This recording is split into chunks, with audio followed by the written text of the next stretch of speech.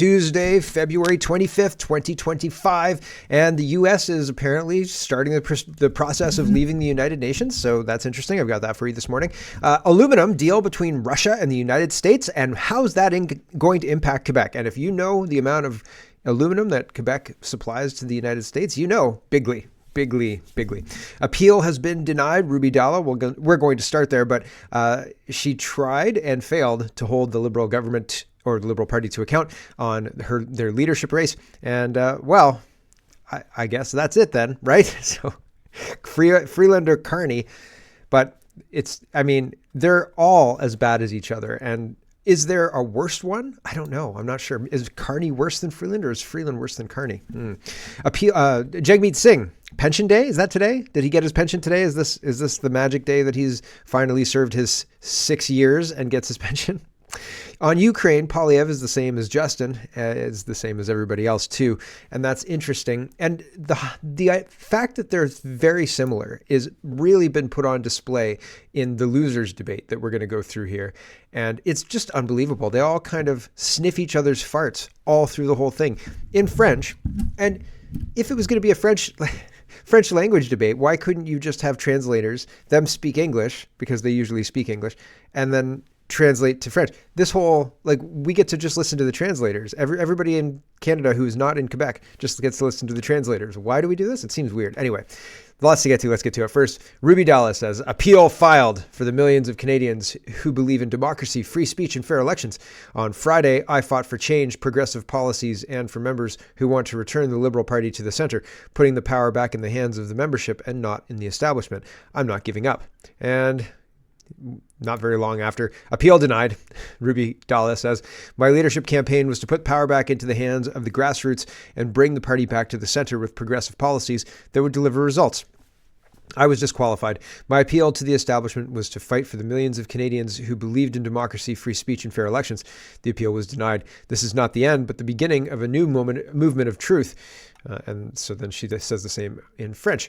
And so that's interesting. Andy Lee says, Ruby Dhalla was disqualified for donation irregularities. Can the Liberal Party explain what this is? From Chrystia Freeland's return.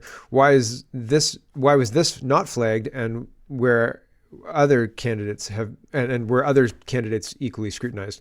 Some leadership candidates more equal than others. Yeah, 4 legs good, 2 legs better. Right. So here is the announcement on power and politics.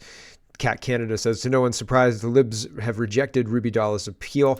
And here's what they're sharing with the media. We have some breaking news from the Liberal leadership race. There was an appeal today on the disqualification of Ruby Dhalla from the race. And we have a statement from the Liberal Party, the National Director, Azam Ismail, saying that after an exchange of written submissions and an oral hearing, the Liberal Party of Canada's Permanent Appeals Committee confirmed the decision of the Leadership Vote Committee to disqualify Dr. Ruby Dhalla from the 2025 Liberal leadership race. So there you go. Ruby Dhalla disqualified on Friday. She appealed it today, and tonight has been told that her appeal has been denied. Right. Lots of information in that news report. There you go. That's it. That's all. That's it. Here is Bruce, and he had to endure the torture of watching the Liberal French debate. He says 30 minutes into the Liberal leadership debate, no one has mentioned the overdose crisis, the housing crisis, the healthcare crisis, cartels and gangs, immigration scams, Jasper, terrorists in our schools and streets. But we have heard the name Trump at least 50 times. Now they're on to Palestine and again bashing Trump. So yeah, it's painful. I didn't watch most of it. I've seen some clips here and there, but I'll just give you a taste. I don't want to spend too much time on it because this is losers smelling their own farts. It has absolutely nothing to do with good leadership. It has nothing to do with what the membership want, because the membership if you don't want Carney, you're disqualified. And that counts for other leadership people and rank and file members too. Just disqualified. No, you don't count. We're not going to take your vote. And so gov.exe says last night's Liberals debate was no debate at all. It was a team meeting where a bunch of losers got together to tell the TV audience why the Liberal Party is superior in every single way. Typical cultish behavior from liberal supremacists. So there's a couple of things that are going on here. They're hijacking. So you have tolerance for an election campaign. Okay. but you don't have tolerance for a nonstop 6-month election campaign. There's been 2-year election campaigns. 2016 was a 2-year election campaign where everybody had Hillary Clinton shoved down their throat, and they said, you know what? I think we're done with hearing about Hillary Clinton, and they voted for Donald Trump, which is, interesting. But people get sick and tired of election campaigns to the point where they don't want another one. And so what they're trying to do, the Liberals, in doing what they're doing, putting such a focus on this, is trying to burn out your tolerance for an election campaign. They don't want you to want an election. They want you to say, oh, we just had one of those. Oh my gosh, nobody wants to go through that again. So, and that's doubly happening in Ontario. The Ontario election's in 2 days, right? Like, and I mean, I haven't heard anything, but it's one of those things where I try and check out of mainstream political, not mainstream political, but I mean, a lot of it's lies anyway, mainstream any conversation, right? Like you can't get away from the ads on if you're driving around or anything like that. So I've just started listening to podcasts again. I was like, oh my gosh, this is unbelievable. Every single song break, it seems like there's 4 political ads and you're hearing from Doug Ford, and it's terrible. It's absolutely terrible. But they want you to be not overwhelmed, but just sick of it. They just want you to be sick of it. And I mean, people are sick of it after day one, really. They don't like the signs. They don't like the messaging, et cetera, et cetera. But these guys now have an excuse to overwhelm you with this kind of messaging and take over your airways and have all these debates and have a reason for you to focus on them, right? They're sitting there creating this news. They're like, oh, we're going to debate different ideas. They're not. They're just going to go over why they're great and everybody else is terrible. And that's basically what they did. Gov.exe says, Chrystia Freeland says she's running for party leadership to fight Donald Trump because he poses a greater threat to Canada since World War II. She said she defeated him last time and she'll do it again. I forgot how insufferable this woman was. And hold on, there's a specific part of this I want you to listen to because it's hilarious. I'm almost kicking myself now that I didn't have this in the pre-roll. Like, darn, I wish I'd mentioned this. So Chrystia Freeland invokes a 4-year-old girl, a very, very politically savvy 4-year-old girl. Okay, I'm not even kidding. I wish I was kidding, but I'm not even kidding. And so here is Chrystia Freeland saying, I met a 4-year-old who knows Donald Trump is wrong. Here we go. A few weeks ago in Saskatoon, I met a little 4-year-old girl. She asked me whether I could prevent Trump from invading our country. And that's why I am standing to lead the Liberal Party and to become the next Prime Minister of Canada. Right? That's a laugh line, isn't it? So a 4-year-old girl asked you to stop Donald Trump invading Canada? Wow, does her mom have orange or purple hair? Jeepers creepers. Here's Chrystia Freeland channeling this into X. She says, a few weeks ago in Saskatoon, I met a 4-year-old girl named Ari. She asked me, can you stop Trump from invading Canada? Ari is a smart little girl. She's asking the right question. I'm running to lead the Liberal Party to be Canada's next Prime Minister because Donald Trump is posing the gravest threat we have faced since the Second World War. Right? Like, oh my gosh. Do you believe Chrystia Freeland's assessment of the situation is correct? Do you want her to become the next Prime Minister? I think the fact that there's even a hair's breadth that she might become the next Prime Minister is a terrifying prospect. A 4-year-old girl named Ari? Really? We're supposed to believe this? My gosh. Cat Canada says, Carney proudly says he and Freeland aren't allowed in Russia. And of course, Freeland chimes in and says, maybe Poilievre is allowed there, though. Does she have proof of this? Right? Cat Canada is looking to armchair quarterback a legal challenge to Chrystia Freeland's offhanded debate remark. Now, I mean, I'm not saying that she's wrong in doing that. Like, it would be probably beneficial for the Poilievre campaign to attack this or to make political hay of this. I don't know if legally attacking this makes sense because the courts are all corrupt liberal enclaves, basically. Here's Mark Carney saying, we're not welcome in Russia, me and Chrystia. And that's weird to see one man who's another person on the debate stage's son's godfather speak for both of them, right? Like, that's weird, right? Oh, I'll just speak for Chrystia Freeland, my competitor here. We're not welcome in Russia. That's weird, Mark Carney. It's a weird thing to do. Here we go. Oh, I'm proud to be a Canadian. I'm not welcome in Russia, Christian either. Yes, we all are. We all are. Maybe not Pierre We have to Poilievre. have This is what happened last night. We're supposed to take this seriously? Are you kidding? Stewart says, yeah. Says the guy who moves his company to the United States. So here, Mark Carney says Pierre Poilievre is the wrong person at the wrong time, and Stewart says the guy who moved his company to the United States right before he runs for prime minister. How are you going to attract investment in Canada when you won't even invest in your own company in Canada? Typical liberal hypocrite. And so that's funny is not the right word, but like accurate, right? The wrong person, the right time. Or the wrong person, the wrong time. Mark Carney, Chrystia Freeland, Karina Gould, Frank Bayless, everybody on that debate stage was all coordinated. Let's attack Pierre Poilievre. Let's attack Donald Trump. Let's make sure everybody knows we're going to do counter tariffs, dollar for dollar, and like destroy the economy here. And that's their plan, unfortunately. I don't know why it's their plan, but it seems like it's their plan. And that's not good. It's not a good plan. Juno News says Chrystia Freeland says she's in favor of linking immigration to housing to ensure a balance that's good for society. Yeah, darn shame that they haven't done that the last 10 years. Huh? Weird to have come out with this brand new idea now when your government for the last 10 years has crapped all over that idea and in fact run an invasion of the country using all sorts of underhanded means, right? It's really, really something to watch these people walk back all of these policies that they championed and then ignored people who said there's going to be and already are problems with these policies, right? And now they're like, oh, you know what we're going to do? Yeah, right. I don't believe them. How could you believe them? I don't know how anybody could look at this and say, oh yeah, they're going to do everything they say they're going to do. Bullshit. They're going to do exactly what they have been doing, which is exactly what the globalists tell them to do. Tim says, looks like Carney has joined Freeland and Gould in pledging to continue the firearm confiscation program. They want to disarm us. An odd promise to make if you're concerned about fiscal responsibility, value for money, and national sovereignty. Yeah, that's they're definitely not concerned about any of that.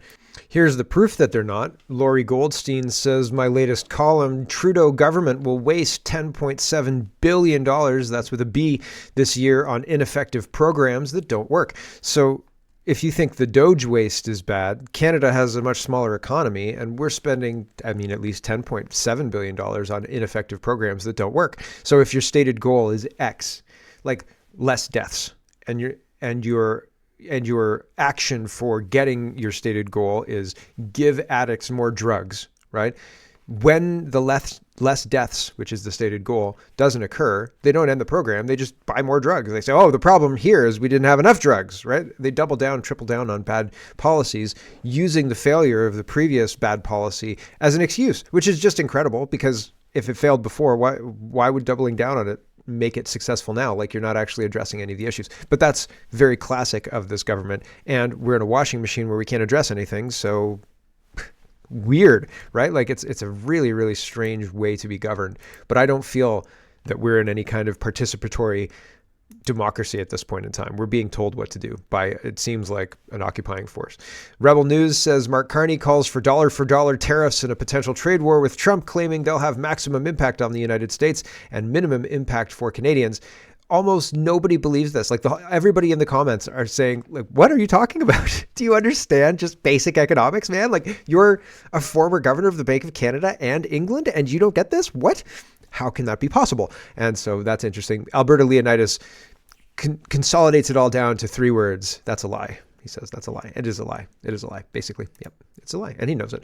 Chrystia Freeland, Karina Gould, and Mark Carney all agree Pierre Poilievre is too weak to stand up to Trump, which is why the next prime minister should be a liberal. I'm skipping over this because I don't want to spend a lot of time on this. It could be a half-hour thing. I've already spent too much time on it. Karina Gould, Karina comments always off. Gould wants to have a strongly worded conversation with Donald Trump to explain to him that Canada is a sovereign country. If she tried to explain to Trump how Canada is a sovereign country, I think she'd get a lesson in civics and the fact that if Trump didn't allow the trade that happens between Canada and the United States, Canada wouldn't be a sovereign country. And there's historical precedent in Hawaii joining the United States for economic benefit, no tariffs and the benefits of mutual, Hawaii being one of the states. So it's interesting. We'll look at it in a minute. Mark says, I love this country so much. I choose to live and move my business abroad. So Mark Carney says, Canada gave me everything. And he says, I love this country. It gave me everything, my education, my values, blah, blah, blah, blah, blah. In return, I give my all for Canada. Bull poop. I do not believe you. I do not believe you at all, Mark Carney. The food professor says, a Quebec political analyst following last night's French debate between Liberal leadership candidates in Montreal remarked, I only watched until the end because I was paid to do so. Ouch. Ouch, indeed. I've spent too much time on this. But an interesting side note, Ruby Dhalla was removed using a legal structure, and Chandra Arya, whatever his name is. I'm getting his name terribly wrong. I'm sorry. I'm not meaning to. I'm just bad with names. His son gets a plum position at Carleton University, right? House of Commons staffer says, how did Chandra Arya's son become director and CFO of infrastructure for India at Mark Carney's company? Weird, right? Like that's an interesting, could be nefarious situation, right? Continuing, he's 32, has only a BCom from Carleton. Carleton's not very, Carleton's known as being or it was when I was growing up. And I know people who went to Carleton. I'm not trying to cast shade on people who went to Carleton, okay? But it's kind of known as apply to Carleton because at least you'll get in there. Okay, that's the kind of, it's not an elite, it's not Queens, man, all right? Although I know a girl who had a degree from Queens and she worked at Old Navy for much longer than she intended to. Anyway, I digress. Yet he's handling billion-dollar transactions for Brookfield in India.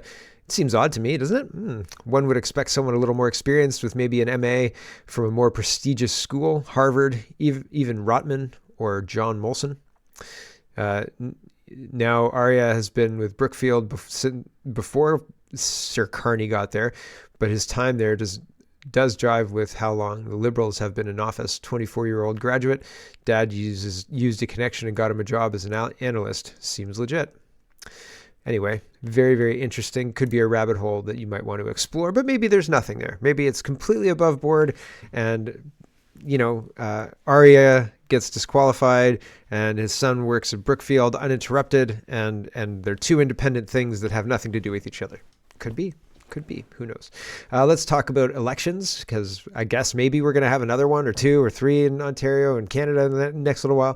Tamara Litch says Trump wants our jobs. So Pierre Poilievre says Trump wants our jobs. Carney's carbon tax on Canadians industry will help Trump take them. If Carney wins, Canada loses, and then sign here to fight their Liberals.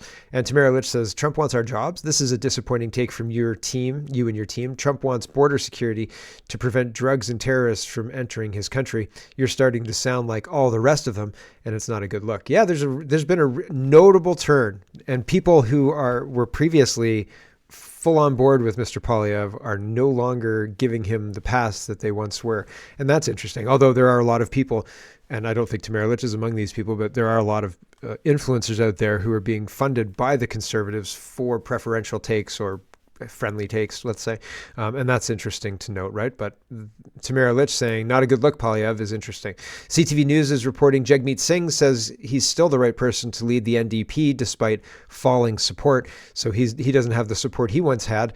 And that's not surprising because he's terrible. He's absolutely terrible. Kevin Vung is responding to himself and he says, how did the employee of a designated terror group get on a plane? Canada is either governed by the rule of law or we're not. We must stop being a doormat for terrorism and start upholding our laws. The Trudeau government can begin with Charlotte Cates. And so this person got onto a plane and was able to go to a rally, I guess.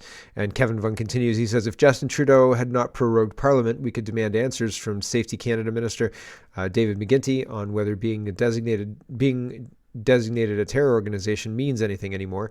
Is this government too incompetent to uphold Canada's anti-terror laws, or are they complicit? Are they allowing these people to travel in order to attend these protests and things like that for some other nefarious reason? I have no idea, but it certainly fits. I feel like this government is doing things like that. Who knows? Very interesting. Here's Maxime Bernier. He's responding to Doug Ford. Doug Ford is at a Gurdwara in Brampton, and he's wearing a religious headdress. I don't know if you're supposed to, if to be respectful in order to enter the Gurdwara, you have to wear the headdress, right? But there you go. Yeah, he's wearing the headdress and he's coming in. And Maxime Bernier says, fake gesture, fake prayer, fake concern for a religion that is not his. Canada is being destroyed by these fake pandering conservatives.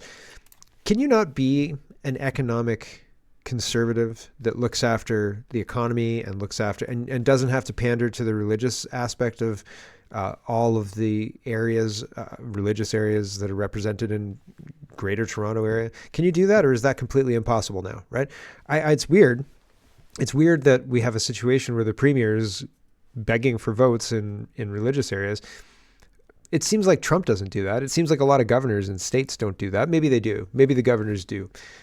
It's plausible that they do. I just don't pay attention and haven't seen it. So I'm not sure. But it seems like you should be able to hold political rallies where you talk about political things and not get into the religious aspects unless you're saying, listen, you can worship up to the point where your worship infringes on other people's freedom to, live in safety and things like that. We're not going to have people taking over streets, praying on the ground. We're not going to have people doing self-hitting things in the streets. We're not going to have any of that kind of stuff because this is not how things are done here. We're tolerant. You can do what you want in your own house, in your own religious area, so long as it upholds the laws and things like that. You can't be slaughtering goats in your garage, which was happening. A halal slaughterhouse was operating out of a garage that got shut down in Brampton. This happened years ago now, but these things do happen. You can't let that happen, right? You have to abide by laws, but you can be tolerant, right? And I'm not necessarily, we have to deal with this reality of where we are. We can't say we have to deport everybody, blah, blah, blah, blah, blah, because that practically is not going to work. You have to, that's a very different conversation, right? But within the context of that, I still think you can have conversations that focus solely on politics and leave out the religious aspect of everything. You know what I mean? Like if these guys want to hear about politics, there should be a place for them to go and access that. And Doug Ford shouldn't be coming in here and pretending that all this is something that he's aligned with. Does that make sense? And people should be free to worship their God in their way. That's fine. I have no problem with that. It's just weird that politicians are now going into churches and all the rest to pander because there's no other word for it. And it's not really the height of political discourse. You know what I mean? Like, I don't feel like I'm missing out on hearing policy ideas here. It's frustrating. Anyway, let's talk about Ukraine because it's the same kind of thing. Pierre Poilievre, like pandering, right, to things that shouldn't really matter, things that are outside of the core responsibilities and core, like there's potholes that I care about more, honestly. Pierre Poilievre says, and I want the war to end, and I'm not trying to minimize all the death or anything like that, but the war in Ukraine, as Trump said, there's an ocean between us, so on and so forth. There's a whole lot of reasons, and this whole thing is manufactured by NATO to take out Russia. I'm concerned that NATO's lost its head. I'm concerned that there are people in charge who want to start World War III to reset the currency. I'm concerned about it for sure. But like, as far as putting political energy into solving Ukraine's problems, there are potholes that I'm more concerned about. Does that context make more sense? Pierre Poilievre says 3 years ago, this is the worst kind of war propaganda, and it's coming from Poilievre, and it's bullshit, okay? 3 years ago, our world changed forever. In the early hours of the morning, as Ukrainian families slept peacefully in their homes, Kremlin forces began a horrific full-scale assault on their nation. The months and years that followed have seen countless thousands of Ukrainians killed and injured, not only in the front lines, but in once safe cities like Kiev and a whole bunch of other ones. Yet more innocent civilian lives have been forced to leave their communities or have found themselves under a brutal occupation. It is often noted that Moscow's war against Ukraine began not in 22, but nearly 8 years prior. At that time, the conservative government of Prime Minister Harper took a clear and principled stance. While many other countries dithered, Canada sent troops to Ukraine under Operation Unifier, and played a leading role in removing the Russian Federation from the G8. What was right in 2014 remains right today. Vladimir Putin should not be allowed back into this forum. So he's actually aligning himself against Trump. And later in the show, we're going to talk about Russia and the United States deal about aluminum. So that's not great. Like, Pierre Poilievre is not going to convince Donald Trump to not let Russia back in the G8. And maybe Canada doesn't qualify for the G8 anymore because our economy is not big enough. Maybe. Anyway, just hours after the full-scale war began, Back to this. I told a rally of Ottawa's Ukrainian community that Canadians stand in solidarity with you and we will be by your side throughout. 3 years later, our dedication has not wavered. Canada's common sense conservatives remain committed to getting Ukraine the weapons they need and to promoting Canadian oil and gas as an alternative to Putin's energy blackmail. And I want to be completely clear. Conservatives believe that no process for peace negotiations should happen without Ukraine being part of these discussions. Ukrainians have the right to determine their own future. As we reflect on the incredible sacrifices that Ukrainians have made in the defense of their homeland, we are reminded that despite everything they have faced in the last 11 years, Ukraine has not yet perished, nor her glory, nor her freedom. Okay. Have you heard of a place called Canada, Pierre? Because I'm wondering what you think about Canada. Just wondering. Here's Heather. She says, so not Canada first then. Shocking. Clown world, Canada. Uniparty. F all 338 of them. And it's got Russia is not Canada. This is not our border. This is also not Canada. This is the Black Sea. Not Canada. Not Canada. Still not. Nope. Nope. Not Canada. Also not Canada. Not Canada. Nah. This is also not Canada. Nope. Nope. Not our concern. Nope. Also no. No. Baltic Sea. No. Right? Like accurate. Pierre Poilievre. Glory be to her freedom. Yeah, give me a break, buddy. Like, seriously? Oh, disappointing doesn't really cover it. But Maxime Bernier, not even I told you so, because I hope I was wrong. I wished I was wrong, but like, darn. Shucks darn, they got us again, right? It feels like Charlie Brown kicking the football. Maxime Bernier says, warmonger's going to warmonger. And Western Standard says, Poilievre, he's responding to Western Standard saying, Poilievre reaffirms Canada's support for Ukraine on the 3rd anniversary of Russia's invasion. Sure, 3rd anniversary, 11th anniversary, whichever one you want to talk about, whatever. Gov.exe is sharing Mel Jolie, and she says, even though the Ukrainian war will end, Canada will still need to provide military and financial aid for the next 5 years to help pay their bills? What a bunch of horseshit. So this is her talking about this. Here we go. Putin cannot just leave, rearm, and reinvade. This would be bad for Ukraine. This would be bad for all of us. And so we need to make sure that there is future security for Ukrainians. It will have to be part of any peace deal. And so meanwhile, for us, it's military aid, it's financial aid, it is different parts of support for Ukraine. And different countries are providing support. And it is also linked to a 5-year period. And we know exactly when installments will be sent. So that's also helping the Treasury back in Ukraine to make sure that ultimately they have enough support militarily, but also money to pay their soldiers, pay their services, support their population. Why are we paying to pay their soldiers and support their population? What is that? How does that make any sense? U.S. aid got cut off. That's why. Shucks darn. So Justin Trudeau leapt into action too. Trudeau says Zelensky is a defender of democracy, just like Justin, and tens of millions of Canadians stand with them for as long as it takes because Slava Ukraine. What happened to Canada first, and how does canceling democracy to hold on to power mean defending democracy? Yeah. Yep. Good question. Here's Melissa, and she's highlighting this. Canada, Trudeau is providing Ukraine more military equipment, 25 LAV-2 IVFs, 2 combat support vehicles, F-16 ground system, 4 F-16 flight simulators. Wow. So, yeah, more money, more weapons. Isn't Donald Trump negotiating the end of this war right now? Isn't this war winding down? Good time to just get in that last buffer. Last call, everyone. Last call. Anybody got an order for last call? Right. So the Ukrainian order was 25 LAV-2 FVs, 2 combat support vehicles, F-16 ground system. Right. That's the last call order. Just one more round. Just one round. A couple $1 billion as well, if you wouldn't mind. In grants. It's not a loan. Keir Starmer says he cares more about Ukraine than he does the UK. Obviously, this is 44 seconds. Here's Keir Starmer browning his nose up on Zelensky. We will walk with you through this conflict, and we will continue to do so for as long as is necessary. But it's not just Ukrainian sovereignty, it's about our way of life, our freedoms. That's why last time I was there, I signed a 100-year partnership with Ukraine. It's why we're sending 100 years? 100 years? £4.5 billion in military aid to Ukraine this year, because I strongly believe that whatever happens next, Ukraine must be in the strongest possible position. It must be a lasting peace for you, for There's no army.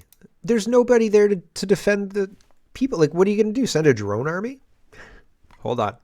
I mean, if you do, you're importing the drones from China, and China will probably remote kill them. So good luck. But jeepers creepers, right? Like this whole rhetoric of all we need to do is send them money. Money could pay soldiers, I guess, but all the soldiers are dead. So it seems like Russia has a lot more men, has a lot more resources, has a lot more everything, and this whole thing is lost. And we're pretending that it's 2022 again for some strange reason. Let's talk about tariffs. Donald Trump says we're on time for tariffs, Canada. It's happening, and it's happening March 1st. Here we go. We're on time with the tariffs, and it seems like that's moving along very rapidly. We've been mistreated very badly by many countries, not just Canada and Mexico. We've been taken advantage of. We were led by, in some cases, fools, because anybody that would sign documents like they signed, where they were able to take advantage of the American people, like has happened over the last long period of time, except for a little 4-year period that took place 4 years ago. But anybody that would agree to allow this to happen to our country should be ashamed of themselves. No, the tariffs are going forward on time, on schedule. This is an abuse that took place for many, many years. And I'm not even blaming the other countries that did this. I blame our leadership for allowing it to happen. I mean, who can blame them if they made these great deals with the United States, took advantage of the United States on manufacturing, on just about everything. Every aspect that you could imagine they took advantage of. I look at some of these agreements, I'd read them at night, and I'd say, who would ever sign a thing like this? So the tariffs will go forward, yes, and we're going to make up a lot of territory. All we want is reciprocal. We want reciprocity. We want to have the same.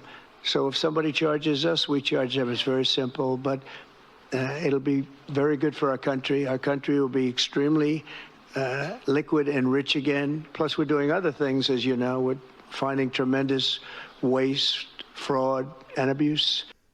Yeah. And Canada's sitting around pretending that, really all we have to do is Slava Ukraine harder, and that's going to win us some fictitious war. That'll win us maybe access to the United States to keep subsidizing us longer, but it doesn't look like Trump's going to let that happen, right? Like if we Slava Ukraine and side with Europe, and Europe somehow gets an army and is able to unseat Trump, and they somehow win, then, we've sided with the right side of history, but it's not likely to happen. It doesn't look like that's a good prediction to hope for to govern our next steps, right? Doug Ford is responding to Globe Politics. Globe says Trump insists tariffs on Canada and Mexico imports going ahead on March 4th. Doug Ford says Trump tariffs are coming. With your support, we'll be ready. And almost everybody is just lambasting him. Here's the Hawaii stuff I was telling you about. Zachary says, Trump said we could avoid the tariffs by becoming the 51st state. This is why Hawaii joined the Union of the United States as well. America is not our enemy. Our enemy is in Ottawa at this point in time in our government. On July 4th, 1894, the Republic of Hawaii was proclaimed. Dole was president of both governments. As a republic, it was the government's intention to campaign for Hawaii's annexation to the United States. The rationale behind the annexation of Hawaii included a strong economic component. Hawaiian goods and services, which were exported to the mainland, would not be subjected to United States tariffs, and the United States and Hawaii would both benefit from each other's domestic bounties if Hawaii was part of the United States. Did they campaign? I'm interested on the practical side of what Trump's saying. I'm wondering if there's going to be any campaigns that pop up, like political campaigns that pop up to support Trump's 51st state bid for Canada, and what that would look like. I haven't seen anything really, because I don't think people actually believe that it's practically possible. But if this can happen in 1894, why can't that happen in 2025? You know what I'm saying? And again, I think that there are a lot of Amero, or the Eagle dollar, the consolidation of the North American bloc for the Club of Rome. There's a lot of issues with it. I'm not saying there's not, but Canada's screwed economically, and we're backed into a corner economically. And either we join China and continue doing what we're doing, globalists continue running things, or we join the United States. And again, I don't think we have a choice. I don't think we can just stay things the way they are. I don't think that's going to be on the table. But again, who knows, right? If keep things as they are is on the table, people will choose that. But I Hello, everyone. Thanks very much for watching. This is just a short version of a longer show. If you'd like to get the whole show, you can go over to CanadaPoly.com and sign up for a subscription. Just look in the drop-down tab for Shop and Donate and look for subscriptions, and you'll get immediate access to the full show. Love to see you. Thanks for watching, everybody. Have a wonderful, wonderful